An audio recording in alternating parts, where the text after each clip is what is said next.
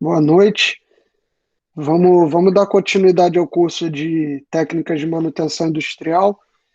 E agora, então, é a segunda aula, tá? A gente viu na aula passada, foi uma aula de introdução, a gente viu de forma geral aí tudo que a gente vai ver ao longo do curso, debateu, conversou bastante. E essa aula agora a gente vai começar de fato a entrar nos conceitos da manutenção, né? O curso é mais ou menos dividido em duas partes. A primeira parte mais teórica e a segunda parte é uma parte mais focada em como utilizar mesmo as técnicas de manutenção, né? A gente começa pela essa parte mais gerencial de planejamento, programação, organização da manutenção e alguns conceitos, tá?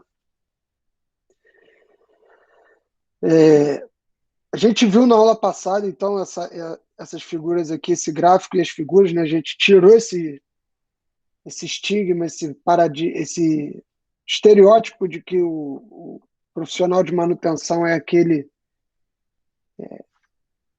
desleixado, né? Está sempre ali trabalhando com pouco recurso, que não é bem remunerado e que fica com as tarefas mais que ninguém quer fazer. Isso tem em todas as profissões, na manutenção também vai ter, mas você também pode pensar em certas atividades de manutenção muito interessantes, né? Essas duas imagens aí, acho que motivam um pouco.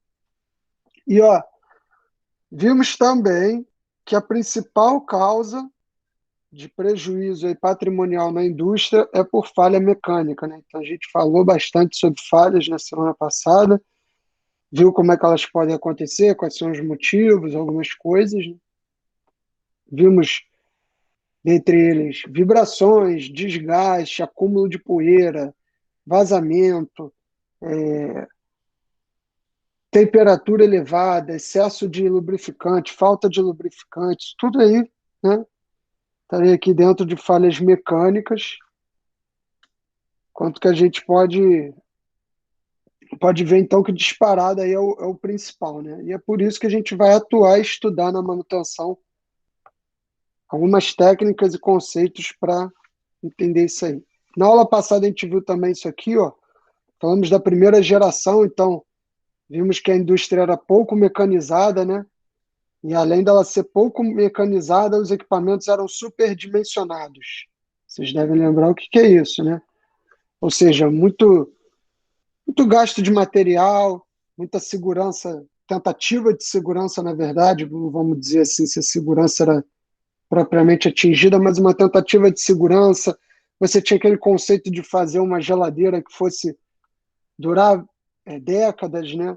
Então, essa, esse, esse, esse conceito estava aí presente, né? E os equipamentos superdimensionados com foco na manutenção corretiva, um dos temas da aula de hoje. Na segunda geração, aí, aumento da mecanização e aumento da vida útil dos componentes, tá? E introdução da manutenção preventiva. Também vamos falar dela bastante.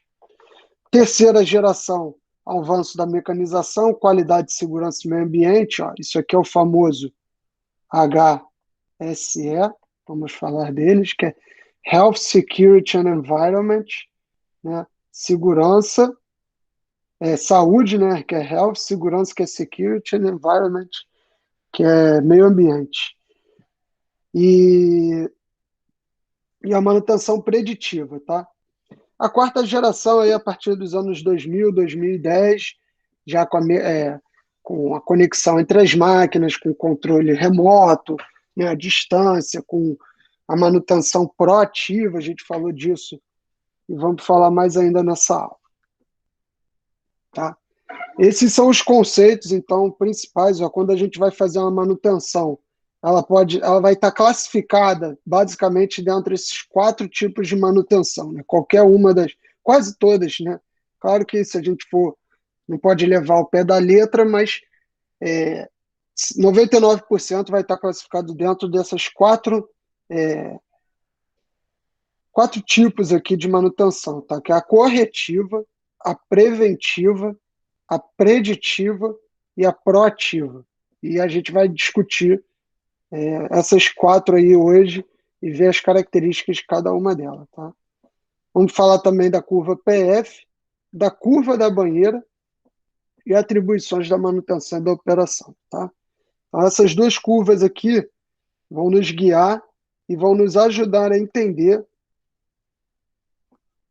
esses 4 conceitos aqui de manutenção, que é óbvio que não quer dizer que hoje, em dia, você não tem mais uma manutenção corretiva, né? Claro que antigamente você não tinha a manutenção preditiva, porque isso não tinha sido inventado. Mas hoje em dia você tem todas as manutenções atuando.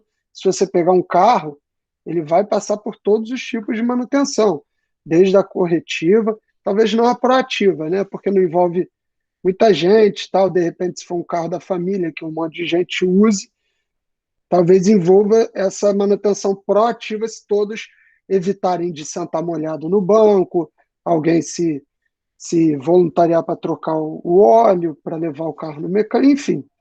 Mas quando você está num ambiente corporativo, numa planta industrial, aí sim você precisa é, mais ainda dessa proatividade, que é todo mundo está trabalhando em conjunto aí e atento à manutenção. Não só o pessoal da equipe de manutenção em específico, tá? Beleza? Todo mundo aí, então, atento, né? Olha, curva PF, tá? Curva PF. Por que chama PF? Chama PF por 2 pontos, basicamente. Esse aqui, que é o ponto P, beleza? E esse daqui, que é o ponto F, tá? Uma de falha potencial, por isso se chama P, e outra de falha funcional, por isso se chama F, tá? E aqui tem 3 linhas, só para mostrar que, né, cada objeto vai ter, todos vão partir mais ou menos do mesmo patamar, mas claro que cada objeto, cada componente vai ter um tipo de caimento aí, no entanto, todos vão ter a mesma característica de caimento, né, assim, vamos dizer, a partir do ponto P. Quando a gente vai analisar um gráfico, um diagrama, uma das primeiras coisas que a gente tem que olhar é o que está escrito aqui, né? Aqui e aqui, que é o que ele está analisando. A gente às vezes fica tentando procurar o que ele está querendo dizer aqui na imagem e esquece de olhar aqui para te dizer o que ele está analisando. Então, ele está analisando o desempenho de uma peça, ou de um conjunto de peças, ou de várias peças, né, ao longo do tempo de operação.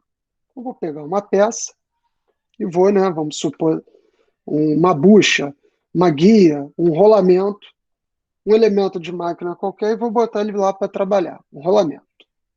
E vou começar a verificar o desempenho dele. Bom, no início, o meu desempenho é máximo, né? Porque se tudo estiver ok,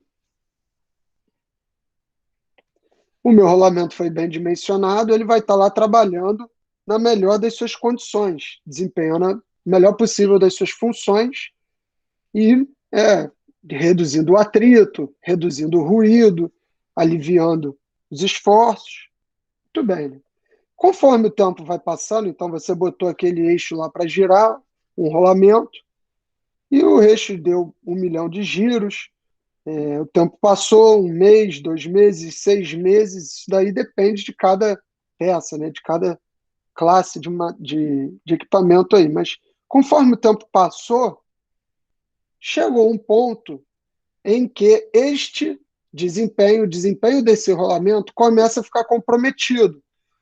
Ele já não está rolando tão bem, ele já está precisando de algum reparo, ele já teve um desgaste, ele já está com uma folga, ele já está desbalanceado, né? Então você começa a ter uma queda do desempenho desse rolamento, uma queda com essas características aqui, ó. Começa assim e cai dessa forma, porque poderia, né, cair de várias formas, né? Poderia ser reto, poderia ser mais atenuado, enfim, né? Então você tem uma falha potencial. A partir daqui, ó, antes desse ponto, dificilmente você teria uma falha, né? um caso ou outro, esporádico. A partir desse ponto, você tem o que começa a falha potencial, começa a se desenvolver aquela falha que futuramente vai chegar aqui na falha funcional, que quer dizer desempenho zero, né?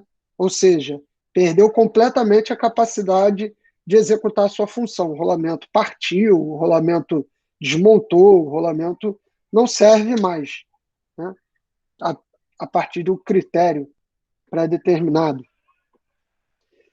Então, por isso que chama PF, né? Então, esse daqui seria o intervalo PF, né, desse ponto aqui, onde a falha potencial começa a ocorrer até o ponto aí onde fosse ocorrer de fato a falha funcional. Esse é o intervalo PF. E a gente pode cruzar esse diagrama com o custo da manutenção. Isso que é interessante, né? Então, no início, o custo da manutenção geralmente não muda muito, né? Você compra um carro, o cara já te diz até quanto é que você vai gastar e quando que você vai gastar, né? Se você não bater o carro, não dirigir bêbado, não quiser subir uma ladeira de ré. Então, ele fala, ó, daqui a tanto tempo, ou 10 mil quilômetros, você precisa trocar isso, vai custar tanto, tal, papapá. Daqui a 20 mil vai custar isso. Daqui a 30 mil vai custar isso. Então, mas chega uma hora, né? Até porque o tempo passa e os fatores começam a ficar imprevisíveis, que essas falhas potenciais começam a aparecer a partir desse ponto, e aí sim o custo começa a aumentar, o custo de reparo, né? Agora não adianta mais só trocar o óleo, tem que trocar também o filtro do óleo, que já está sujo. Agora não adianta mais só trocar isso, não adianta mais só limpar, tem que trocar e trocar o tubo, a mangueira também de conexão que já está desgastada. Então, o custo vai só aumentando, até que chega, né, na sua falha aí, funcional, acaba completamente, né? E o custo é o máximo possível, né? Ou seja, quebrou, não tem mais como você consertar de jeito nenhum para prorrogar a vida útil desse componente. Você precisa trocar e o custo, se não tiver, se não tiver acidente, é só a troca. Se tiver acidente, né? Geralmente envolve acidente quando chega na falha funcional, dependendo do que for, aí os prejuízos são bem elevados.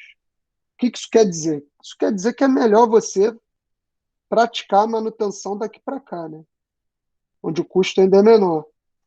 No entanto, tem coisas que não é possível, ou que não vale a pena, a gente vai ver. Tá? E aí você só consegue atuar mesmo quando chega aqui, na falha funcional. Beleza? Tá? Tranquilo? Alguém aí quer perguntar, quer fazer algum comentário sobre a curva PF? Tranquilo, professor.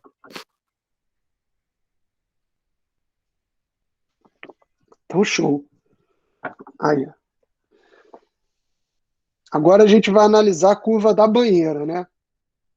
Curva da banheira tem esse nome porque a forma da curva, né, lembra aí uma banheira.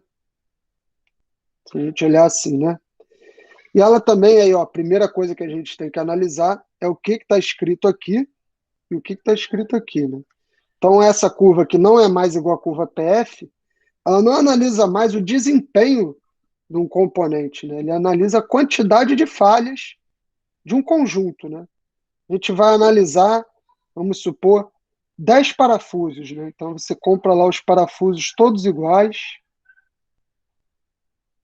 10 seria pouco, né? Não sei se vocês têm essa noção, mas assim, quando você quer fazer um estudo, se a gente fosse, por exemplo, como é a vacina, né? Não adianta você testar em 10 pessoas e falar, agora serve para todo mundo. Então, você testar 3, 10 parafusos seria pouco. Mas imagina aqui, para te reduzir, que você vai ter uns 10, né? E vai começar a testar. Eu vou aplicar um carregamento assim e vou ver com quantos vão falhar, né, ao longo do tempo. Eu vou ficar aplicando lá, puxando e soltando, até ele arrebentar. E quantos vão falhar logo no começo, né? Quantos vão arrebentar no meio? Quantos vão arrebentar só daqui a muito tempo? Então, isso aqui relaciona isso. A quantidade de falha de um grupo, né? Deveriam ser iguais os parafusos, com o tempo de operação, né? Vou colocar ele lá para operar e vou ver. Bom, vou rebitar aqui o casco do navio, vou botar 1000 rebites numa linha, e eles vão trabalhar lá sobre a mesma condição. Estão todos na mesma linha. Temperatura, né? Onda, insalubridade. E aí, daqui a pouco, eles vão começar um a oxidar, o outro a soltar, e eu vou vendo quantos começam logo no começo, quantos duram mais e quantos duram muito tempo, né? A gente vê que a quantidade de falha, né, ela acontece bastante no início, que a gente chama de falha prematura, né? Essa região aqui, ó, a gente chama de falha prematura. Como se fosse de criança, né? Quando a criança nasce, ela não está muito preparada ao ambiente que está vindo, às vezes sofre algum acidente, qualquer coisinha ela é sensível, colocou alguma coisa, não sei, né? Então você tem essa falha prematura, se ela não tiver os cuidados necessários que uma criança precisa ter, ela pode vir a falecer, né? E é a chamada falha prematura. A mesma coisa, uma peça, né? O parafuso. Você vê que muitas das falhas vão acontecer prematuramente, justamente por todos aqueles motivos, né?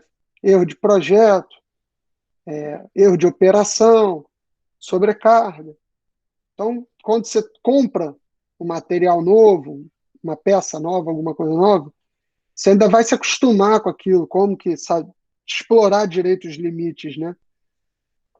E aí essas falhas acontecem bastante aqui. No entanto, conforme o tempo vai passando, a gente pode ver aqui, né? O tempo de operação vai passando, o número de falhas cai e tende a ficar quase que homogêneo aqui nessa parte, ó. Quase que uma reta, dependendo do caso, né? Onde há assim, a falha casual, eventualmente vai falhar um ou outro, né? Como geralmente o ser humano, eventualmente um vai falecer aqui, outro vai falecer aqui ao longo da expectativa de vida aí, vamos botar de 80 anos, você vai ter algumas pessoas falecendo aqui, né? Mas não muitas, como no início da vida ou no final. Aqui já seria falha por desgaste, então, né? Você já consumiu o que o equipamento tinha para te dar, chegou aqui na falha por desgaste. E aí sim você tem um novo, uma crescente aqui no número de falhas, né? Novamente aqui você vai ver. Então você percebe que você tem bastante falha aqui no início e bastante aqui no final, né? É claro que essa curva aqui poderia continuar, e geralmente ela continua, né? Geralmente você, hoje em dia, com o aumento da padronização, das especificações, da tolerância, né? Redução da tolerância, os projetos evoluindo. Então, você no início geralmente não tem tanta falha, no meio você consegue estabilizar e, claro, que no final você sempre vai ter mais falha aí, por desgaste, né? Tá? E aí, o quanto que esse componente aí conseguir operar é o período de vida útil, né? Você tem aí mais ou menos, né, depois de você testar muitos parafusos desses, você consegue determinar mais ou menos o período de vida útil desses parafusos, né? Aí, ó, fazendo uma comparação com a primeira geração, com a curva da banheira, né?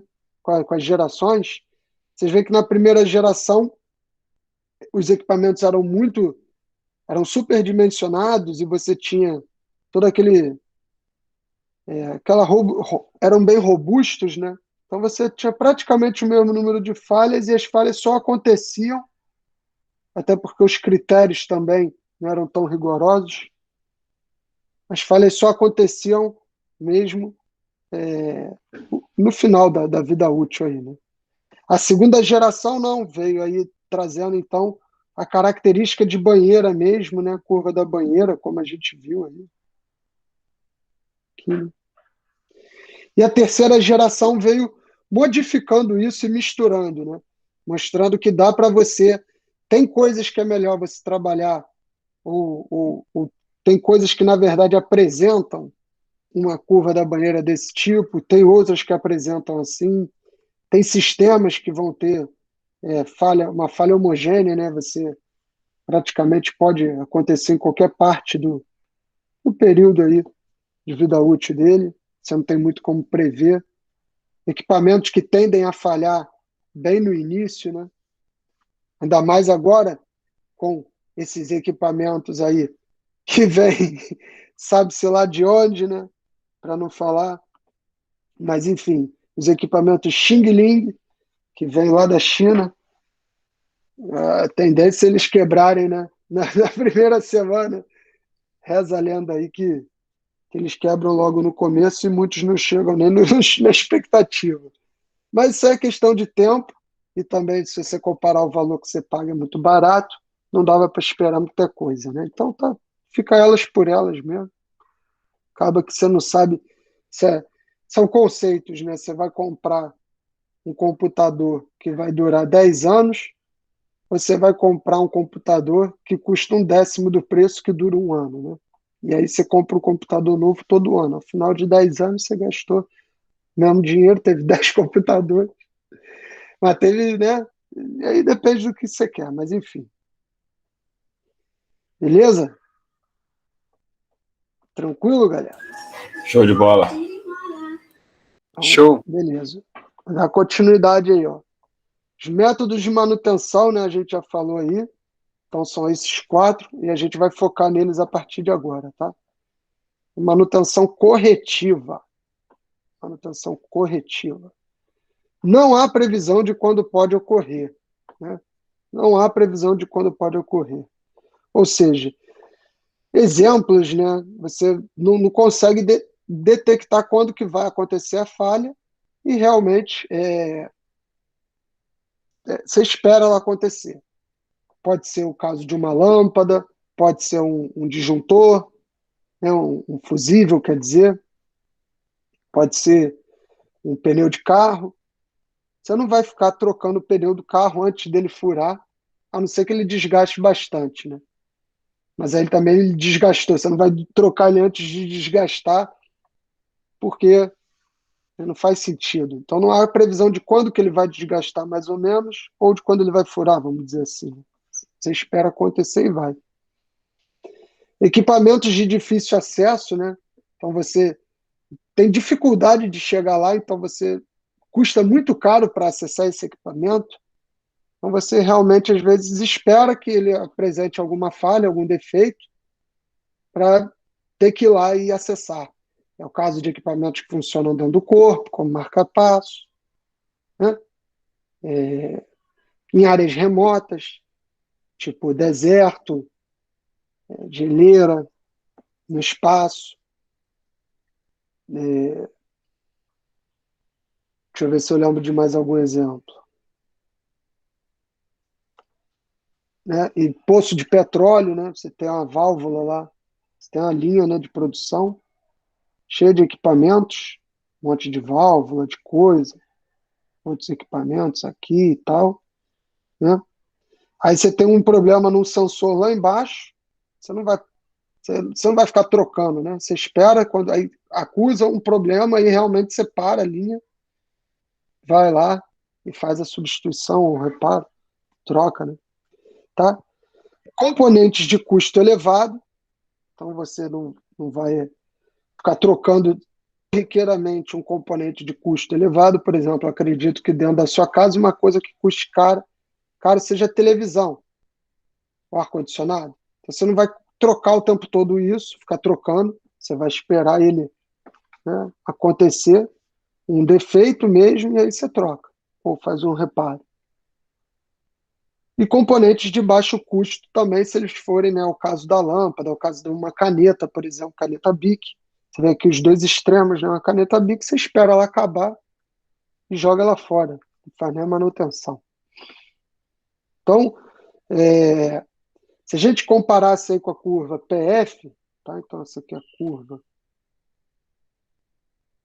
PF, foi a primeira curva que a gente viu, porque aqui você tem o P de falha potencial e aqui você teria o F, de falha funcional, né? A manutenção corretiva, ela é focada em atuar neste campo aqui, ou seja, não é que ela é focada, né? É que ela foi a primeira, ela é primitiva, ela se mantém até hoje, não perdeu o seu valor, não é que ela tenha menos valor do que as outras. Vocês veem que tem casos que realmente vale a pena você fazer a manutenção corretiva, e ela atua nessa área aqui, nessa curva PF, né? Próxima aqui à falha funcional, ou no caso, seria aqui, né, na falha funcional mesmo, vamos assim dizer, quando acontece, tá? Mas é nessa região. Olha o que eu falei, chip, né? Resistência de chuveiro, né? Satélite, está em órbita, então você tem difícil acesso, custa muito. Lâmpada é barato e não há como prever quando é que ela vai falhar, como marca-passo, né? Tá? E ela se divide aí, ó, em dois tipos, né? A manutenção corretiva não planejada, que é aquela que realmente te pega de surpresa. Olha aí, o vazamento. Você estava lá, de repente você ou passa e vê, ou detecta que houve uma queda de pressão na linha. Você fala, opa, deve estar tendo um vazamento. Quando você olha, é um vazamento. Já era, já perdeu, já vazou, já está tomando prejuízo, já está com problema. Pode ser só água, um pouquinho ali, né? Pode ser um problema grande, se for um óleo, um produto químico que danifica o meio ambiente, se for petróleo é caro, né? Então você está perdendo um líquido valioso, tá? Então, não previsível, clássica, né? A tradicional mesmo, aquela manutenção corretiva tradicional que a gente conhece, gera pane, parada e perda, né? Custos elevados e prejuízos adicionais, que é o caso do acidente, de uma explosão que vai danificar outros equipamentos, de alguma coisa que vai machucar alguém, né? E a manutenção corretiva planejada é aquela que você tem uma noção de que ela vai acontecer, no entanto, você se prepara, no entanto não, então você se prepara para ela, né? Então, tem uma queda de desempenho, por exemplo, pneu de carro. Repara que o carro ele é uma máquina complexa, né? Então, você vai ter nele a manutenção, os vários tipos de manutenção, empregado em partes ou componentes aí, que forem cada um de acordo com o que for melhor, né? Então, queda de desempenho quando o pneu fura, você já leva um step no carro, está preparado. Quando o pneu furou, troca. Tem uma queda de desempenho, geralmente o aro do step é menor, já está um pouquinho desgastado, não está muito cheio, né? Então, você vai lá, né, daquele jeito. Mas você consegue chegar em algum lugar, você consegue chegar no próximo borracheiro, você consegue seguir viagem, você consegue sair de um lugar se precisamos, não sei, né? Enfim. Então, como eu disse, não emergencial, você pode, tudo bem, eu vou chegar em casa e vou trocar o pneu amanhã, né? Vou chegar em casa com step, vou com step até o mecânico só amanhã ou semana que vem, quando eu tiver dinheiro para trocar, para arrumar. Tá? E peças de reposição, envolve peças de reposição. É a lâmpada, né? Geralmente você já tem uma lâmpada em casa. Veja, se tiver sem.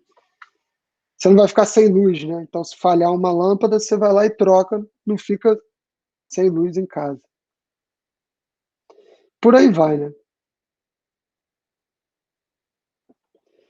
Entrando aí na manutenção preventiva agora, ó, como o nome já diz, acho que o nome é bem intuitivo, ela é uma atividade planejada. Acho que essa daqui foi a maior diferença, né? Uma característica aí da manutenção preventiva é que ela agora você vai fazer paradas rotineiras, né? Você sabe que, ó, daqui a 3 meses a gente vai precisar parar toda a tubulação, esvaziar os fluidos, limpar, passar o pig, né? Detectar e tal, e depois voltar à tona. Por quê? Porque eu sei que se eu fizer isso, em 12 horas eu resolvo a operação, né? Eu estou produzindo, estou carregando o fluido novamente. Se eu não fizer isso, talvez daqui a um mês, daqui a 2, daqui a 3, eu tenho um vazamento, um rompimento e o prejuízo é muito maior. Então, para isso eu vou fazer. A mesma coisa o carro, né? Mesma coisa, você vai levar ele de tempos em tempos na concessionária. Mesma coisa, equipamentos dessa forma, né? Então ocorre periodicamente, olha aí, periodicamente, ou seja, tem períodos, né? Geralmente pré-determinados, 6 em 6 meses, uma em uma semana, né? Tempos em tempos. A sua manutenção também, você escova o dente, deveria pelo menos após cada refeição. Então, né? Você tem um período entre uma coisa e outra. Esse período, geralmente, ele é bem determinado, né? E promove o elemento, a troca do elemento antes de sua falha, ou seja, você não espera a falha acontecer, né?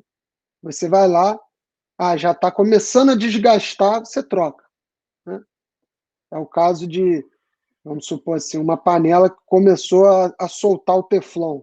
Você não vai esperar ela terminar de soltar o teflon inteiro, ela se desfazer, né? Ela ficar completamente. Você vai lá e joga ela fora, porque se ela estiver soltando teflon, você está comendo teflon, né? Então você vê aí alguns equipamentos, e isso vai envolver relatórios e dados, né? Então vocês veem que já depende de um profissional um pouco mais bem formado aí, justamente para lidar com isso, para ler um relatório, para escrever um relatório, para analisar um conjunto de dados. Antigamente, claro que era tudo no papel, hoje em dia é digital, né? As vantagens aí do Ctrl F e dos algoritmos. Os algoritmos hoje em dia controlam e verificam tudo. Você, se quiser, chega ali, dá um Ctrl F numa. Imagina, né? Antigamente o cara tinha aquelas páginas amarelas. Hoje em dia o cara abre um PDF, dá um Ctrl F e acha o que ele quer. Então, claro que as coisas evoluíram, né? Onde que você vai fazer manutenção preventiva? A manutenção preventiva, então, ela tenta atuar aqui, ó, na região do ponto P, né, do ponto potencial. Então, quando a falha começa a aparecer, você vai lá e troca, né, faz a substituição. Para quê? Para evitar justamente ser pego de surpresa, para evitar uma parada não planejada, né? E aquela peça lá, evidente que você trocou, aí depende do que você vai fazer com ela, né? Mas onde que você vai fazer? A gente está vendo aqui que a manutenção preventiva ocorre aqui, né? Ela tem essa troca prematura aí da peça, antes da falha mesmo, às vezes antes mesmo, dependendo do critério, né? Se for indústria aeronáutica, não pode esperar falhar, né? De jeito nenhum. Você não vai correr o risco de ter uma pane, de ter um problema no avião. Então você já vai ter um excesso, né? Não é que um excesso, mas um aumento das precauções aí, e com certeza da manutenção preventiva. Seria um exemplo, né? Então, avião, plataforma de petróleo, aí, ó, plataforma de petróleo. Vocês sabem quanto é que custa uma plataforma dessa funcionando por dia?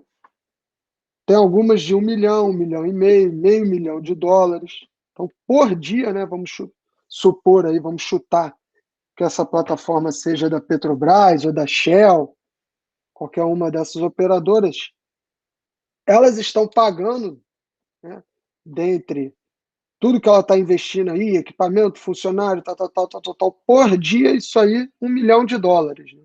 Então você imagina se você toma o famoso downtime, que é tempo que a plataforma não está produzindo, não está fazendo nada, né? Você programou alguma coisa, chegou lá, faltou a ferramenta, não sei o que, calma aí, era para começar a operação 9 horas, começou 9h10. Fica lá anotado, você tomou 10 minutos de downtime. Sua empresa vai ser penalizada por tomar 10 minutos por fazer. O cara ficar 10 minutos lá do um dia que ele pagou 1 milhão de dólares sem fazer nada, né? Então rola até uma competição entre as empresas. né? Chega no final do ano, o cara, tivemos menos que a concorrente e tal. E tem bonificação também, né? As operadoras pagam as prestadoras de serviço que tiverem menos downtime, porque isso motiva e realmente é importante, né? Então, você não pode ter de jeito nenhum uma parada, um acidente. Imagina você estar a 300 quilômetros, como é o pré-sal, 300 quilômetros aí da costa, e aí tem um acidente, né? Como é que chega ajuda? Como é que chega resgate? Como é que chega tudo? Então, não é fácil, não é simples. Então, você, com certeza você vai ter um foco aí na manutenção preventiva. E na viatura do comandante, né, não poderia deixar de faltar, a viatura do comandante nunca pode parar de funcionar, né? Todo mundo está ciente disso. Então, a manutenção da viatura do comandante, ela é preventiva. Você só tem uma moto ou um carro. Você vai ficar a pé? Não vai, né? Então você cuida bem dele, você trata de fazer as manutenções dele para sua viatura não parar e você ficar na mão. A mesma coisa aí o comandante, né? Claro que todas as outras viaturas ali do batalhão estavam recebendo uma manutenção corretiva da pior possível, mas a do comandante, não. A do comandante está na manutenção preventiva em dia, tá? Beleza. E aí, não confundir aí o nome, ó, agora a gente vai entrar na manutenção preditiva. Antes a gente estava falando da manutenção preventiva, que tentava prever essa falha, né? Ou seja, prever a falha funcional e atuar na falha potencial. E agora a gente vai entrar na manutenção preditiva, né? A manutenção preditiva, como o nome diz, ela tem o objetivo de predizer onde que vai ser a falha. Então ela vai atuar, a gente vai ver, ó, ela tem com certeza um custo mais elevado. Então o que isso quer dizer? Quando a gente fala em manutenção de custo elevado, isso não é um problema para nós, pessoas comuns, né? A gente está falando custo elevado para donos de empresa mesmo. Aí eu botei o José Safra, de quipazinho aqui, né? Bem judeuzinho. Ele é dono daquele Banco Safra, um dos homens mais ricos do Brasil. Ele sim está preocupado com o custo elevado de uma manutenção preditiva nas empresas dele, né? Nos bancos dele, nos estabelecimentos dele, porque isso daqui vai impactar realmente em coisas bem caras e não no nosso dia a dia, né? De quase.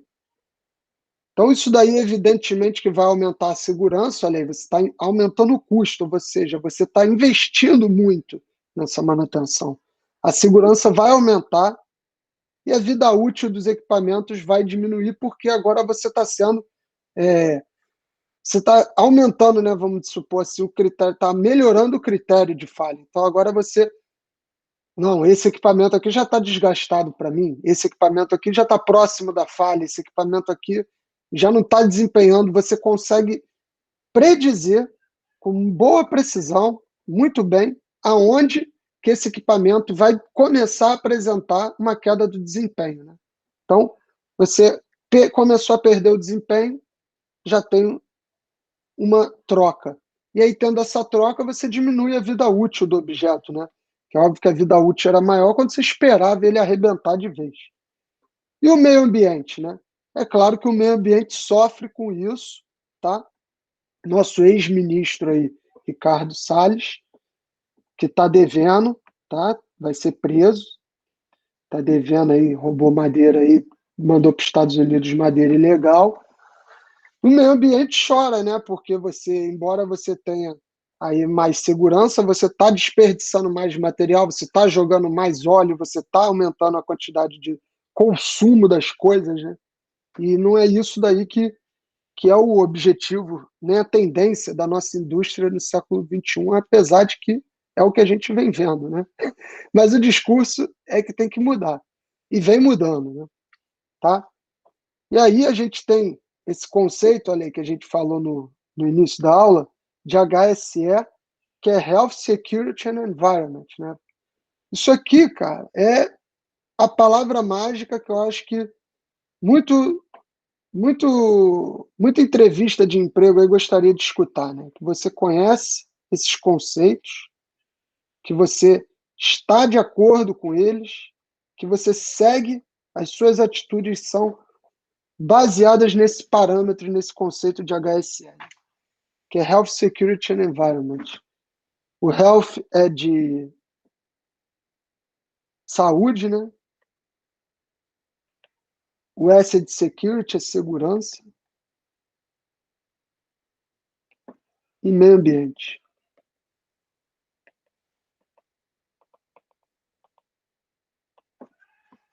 Né? Ou seja, saúde dos funcionários, das pessoas, né? Segurança, né? Acho que tem até dois tipos de segurança, né? Tem aquela segurança contra a violência mesmo, essa daí é claro que... Mas também a segurança, né, no dia a dia, nas atividades, no, no, nas tarefas, né? E o meio ambiente sempre em evidência, que você tem que estar sempre minimizando os danos e pensando aí numa forma de agredir o mínimo possível, uma vez que a gente vai agredir de uma forma ou de outra, inevitavelmente. Tá? Então, ó, eu tinha dito, tentativa de prever o ponto mais próximo do fim de vida dos componentes, pessoas especializadas, coletas de dados e tecnologias. Então, a manutenção preditiva, ela seria muito difícil, muito árdua, numa época analógica, antes dos computadores, antes da gente ter as informações, os dados, tudo que a gente precisa, já começando ali, pelo menos, na era digital. Porque você precisa de sensores, de máquinas, de computadores que leiam esses sensores, né, essas medidas, para traçar aí gráficos, para traçar previsões, para analisar, né? Então você vai analisar agora a temperatura de um objeto, você vai analisar o padrão de deformação daquele objeto, daquele componente, né? Daquela peça, e vai, através disso, predizer aí o ponto mais próximo do fim da vida útil, né? Como? Como que isso vai ser feito? Então, monitoramento de vibração para prever a troca de rolamentos. Você vai agora, né, tá de olho ali na vibração, e aí você tem desde o aparelho auditivo até aparelhos, sensores aí que medem a vibração, como a gente vai ver o acelerômetro, enfim. Análise de ruídos em hélices hidráulicas para antecipar efeitos da cavitação. Análise de óleos lubrificantes, então você vai lá, colhe uma amostra do óleo e faz uma análise. Análise de superfície estrutural, né? Que de superfície para ver se tem rugosidade, se tem oxidação, se está corroendo. E estrutural para ver se realmente, se aquela estrutura, aquela viga ainda está aguentando aquela carga, ainda está seguro. Né? Quando você projeta uma ponte, você sabe quantos carros podem passar ao mesmo tempo naquela ponte, né? Então, será que ao longo do tempo isso aí variou? Preciso fazer uma análise de manutenção para saber se continua. A manutenção preditiva, ela vai tentar atuar aqui e aqui agora. Na verdade, ela vai atuar aqui, né, através de todas essas técnicas de monitoramento, né,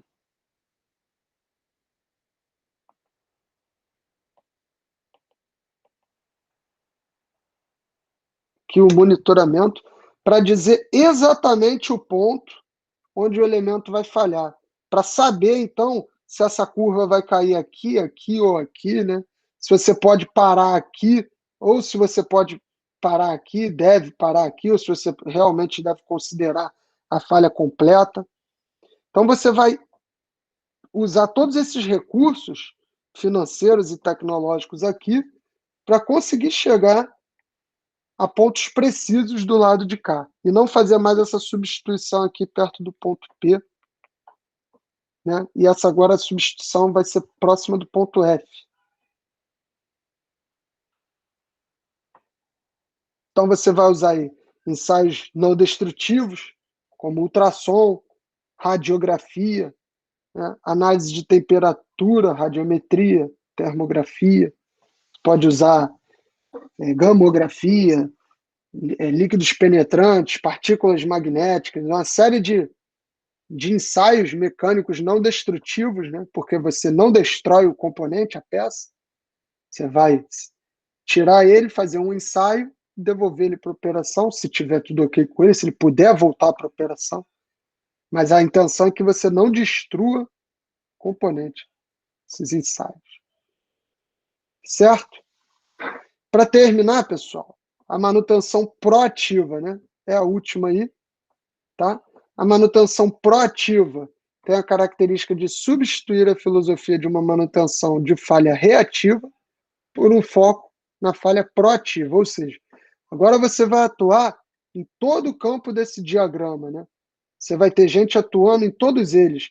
Você vai ter sensores, robôs, robôs não, né? Robôs.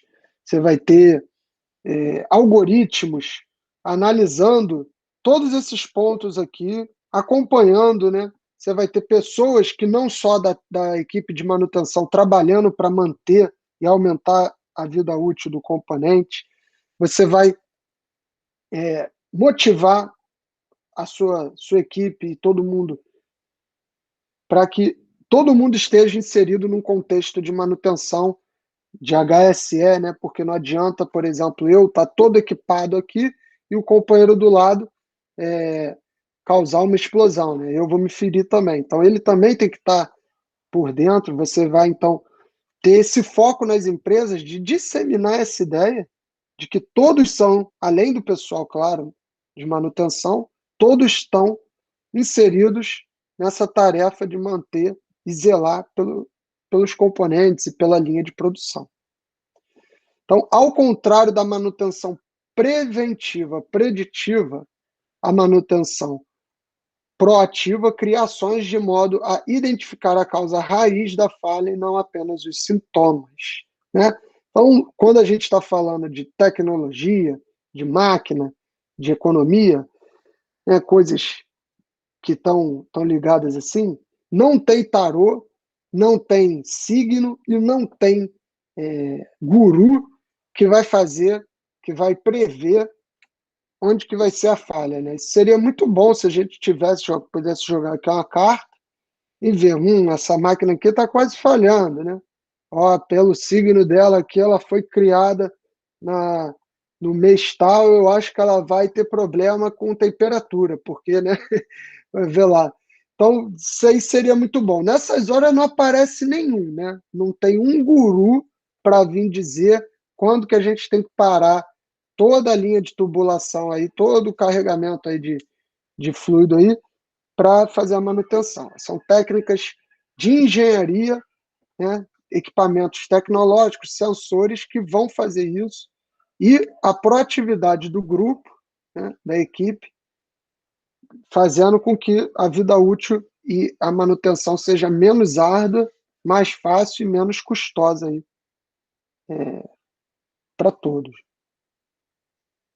Então, você olha aí no diagrama, a manutenção proativa, você teria aqui, ó, corretiva reativa e aqui melhorias de manutenção, né? Você vê que aqui o ambiente fica mais reativo, né? O gráfico vai mostrando pelas cores, conforme você vai se afastando desse ponto aqui, de um ambiente proativo, né? Então, conforme você vai andando aqui nessa direção, você vai se aproximando de um ambiente reativo, né? E aqui um ambiente proativo. Beleza? Tranquilo, galera? Tranquilo, professor. Alguém quer fazer algum comentário, quer falar alguma coisa? Professor, minha única dúvida é o seguinte: vai ter cálculos? Alguns. Vamos ter alguns. A gente tem que estar sempre tentando levar, né, para algum dimensionamento, ter alguma noção aí, mas essa matéria aqui não é uma matéria que tem tanta conta quanto as outras que a gente está acostumado, né? Mas de conceito, saber o que está tá acontecendo e onde é que aplica. Ah, então tá beleza. Show. Show? Show. Mais alguém, pessoal? Alguém? Se quiser, pode mandar mensagem também durante a semana. Peço a vocês que olhem lá e acompanhem a nossa turma, a nossa sala lá.